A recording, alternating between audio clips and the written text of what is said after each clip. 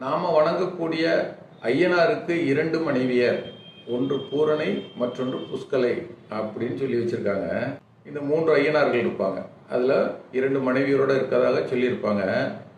ஆனால் அது மர்க்கலி கோசாலர் ஒருத்தர் பூரணர் என்றும் இன்னொருத்தர் பற்குடுக்கை நன்கணியார் அப்படின்னு சொல்லப்பட்டுள்ளது. இதான் உண்மை.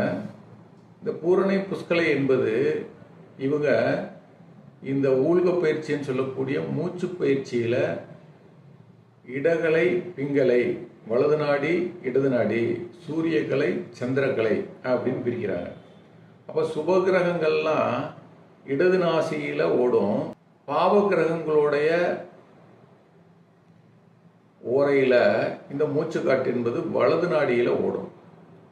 சுபகிரகங்களோட ஓரையில் நம்மளுடைய மூச்சுக்காற்று இடது நாசியில் ஓடும், பாவகிரகங்களுடைய ஓரையில் வலது நாசியில் ஓடும்.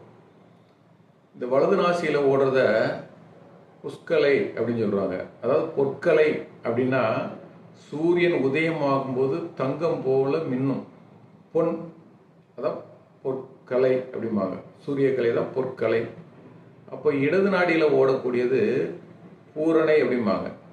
அதாவது முழு சந்திரன், பௌர்ணமியில் இருக்கு இல்லைங்களா, பௌர்ணமி திதியை பூரணமான திதி, பூரண சந்திரன், அதான் பூரணை அப்படின்னு மாறிடுச்சு.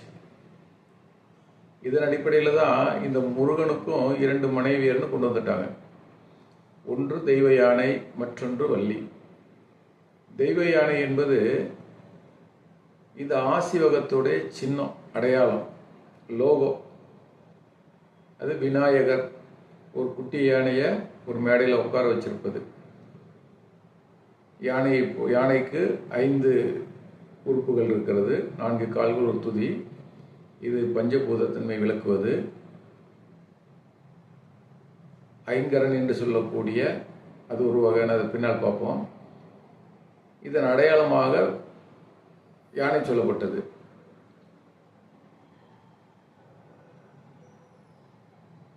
விண்ணின் நாயகன், அதாவது வானத்தை பற்றி ஆய்வு செய்யக்கூடிய தமிழ் சித்தர்களின், ஆசிவக சித்தர்களின் நாயகன், தலைவன், விண் நாயகன், விநாயகன்.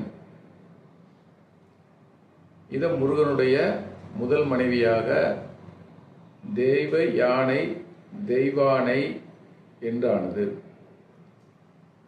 அப்போ வள்ளி இது குரத்தி இனப்பெண் என்றும் சொல்லப்பட்டது. முருகனுடைய காலத்தில் தான் நம்முடைய நாட்டில் வேளாண்மை உற்பத்தி செய்யப்பட்டு, கண்டுபிடிக்கப்பட்டு, முருகனால் உருவாக்கப்பட்டு செயற்கை உணவு உண்டானது. செயற்கையாக வேளாண்மை உருவாக்கப்பட்டது. அதுக்கு முன்னாடிலாம் காடுகளில் கிடைக்கக்கூடிய காய், பழம், மாமிசம், விலங்கு, பறவை விட்டு தான் உண்டுட்டு இருந்தாங்க. நீர்வொலிக்கு பின் இலங்கை பகுதி அடைந்த குறிஞ்சி நில மற்றும் முல்லை நில மக்கள் உணவு பற்றாக்குறையின் காரணமாக முருகனால் வேளாண்மை துவங்கப்பட்டது. அப்போது இந்த சப்த கன்னிகளை முருகன் தான் உருவாக்கினார். 7 கிரகங்களை தெய்வங்களாக பாவித்து மக்களுக்கு சொல்லப்பட்டது. இன்றைக்கும் கிராம கோவில்களில் பார்த்தீங்கன்னா 7 தேவதைகள் இருப்பாங்க, சப்த கன்னிமாரன் இருப்பாங்க, கார்த்திகை பெண்கள் சொல்லுவாங்க. கார்த்திசேயனுக்கு என்றால் முருகனுக்கு பேர் கார்த்திசேயன். அதை பற்றி ஒரு வீடியோ போடுவோம். அப்போது இதில் இந்த சுக்கிரன் என்ற கிரகம்தான் மழைக்கான கிரகம். ரிஷபராசியில் நிலராசிலையா வேளாண்மை குறிப்பிடுது. அந்த மழைக்கான கிரகம் வெள்ளி. இந்த வெள்ளியை தான் பின்னால் வள்ளியாக மாற்றி முருகனுடைய 2வது மனைவி ஆக்கிட்டாங்க. இதெல்லாம் இருட்டடிப்பா அல்லது தற்செயலாக மாறியதா, வேணும்னு மாற்றுறாங்களா, இதெல்லாம் ஆய்வாக போயிட்டு இருக்குது. இது போன்ற வரலாற்று பதிவுகளை காண்பதற்கு சேனலை சப்ஸ்கிரைப் பண்ணுங்கள், கமெண்ட் பண்ணுங்கள், ஷேர் பண்ணுங்கள்.